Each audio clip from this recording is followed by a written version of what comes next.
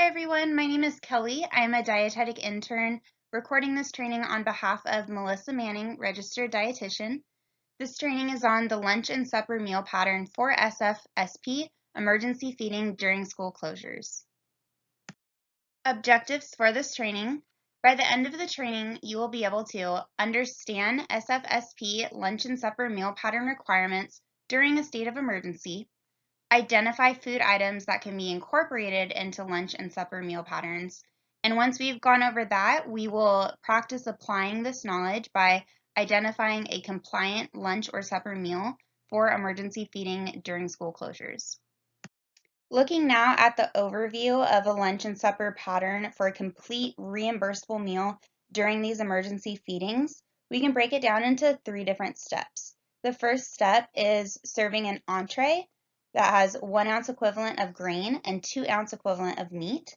Step 2 would be to make sure that you're serving 2 types of fruit and or vegetable, 3/4 cup as 2 or more separate fruit and vegetable items. And then the third step is to make sure that you have milk with 8 fluid ounces. Looking deeper now into each of those steps, remember step 1 was our entree.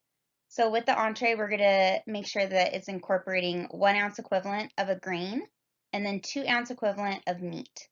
So thinking of entrees, this can be served as 1 entree food item for the step 1. An example of this would be like a sandwich. You would have the bread that's making up the grain, and then the filling of the sandwich could be providing that 2 ounce equivalent of meat or a meat alternate.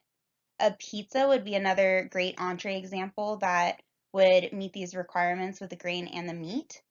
But also for this step with the entree, you could do this as separate food items. So an example of what this might look like would be like chips and nacho cheese. So the chips are its own item that's serving as the grain, and then the nacho cheese is served like on the side, meant to be consumed with the chips, but it's separate, and that nacho cheese would be serving as the 2 ounce equivalent of a meat alternate.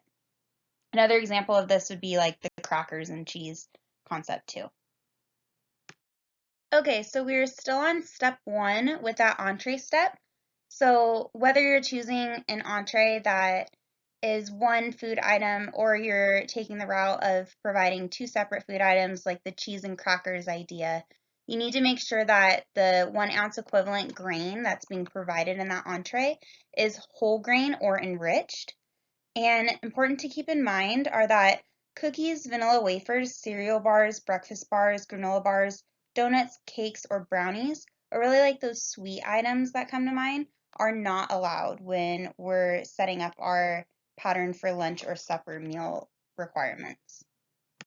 Still on step 1 with the entree must provide 2 ounce equivalent meat or meat alternate, whether it is a 1 entree food item or is being served as the 2 separate entree foods. So also want to keep in mind that only 1 ounce maximum of nuts or seeds can count as a meat alternate when we're planning for emergency feeding.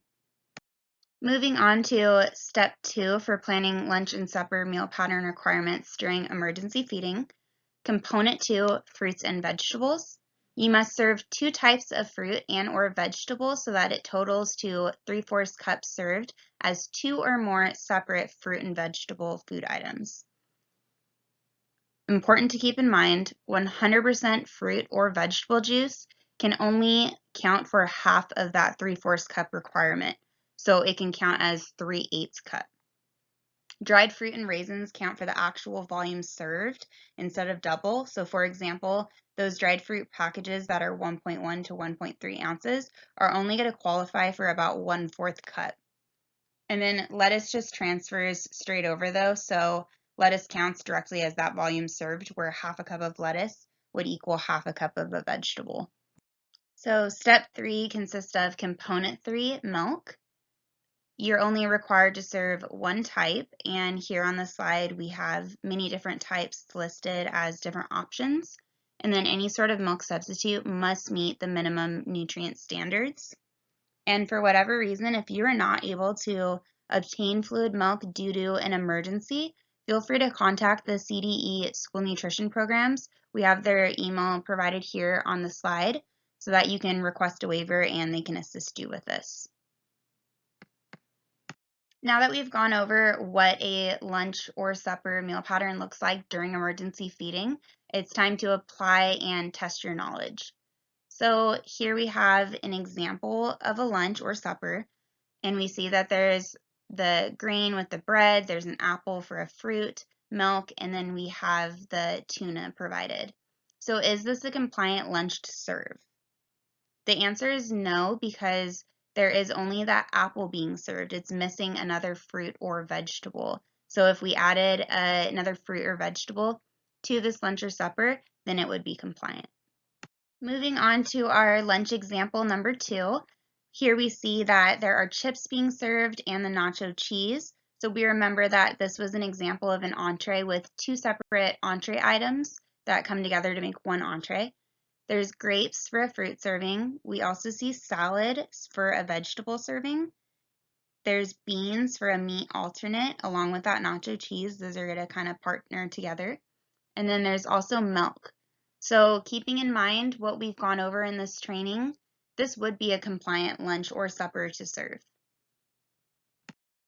As a reminder, please remember, keep your product formulation statements on file to justify any sort of processed products that you might be serving, such as pizza or chicken nuggets.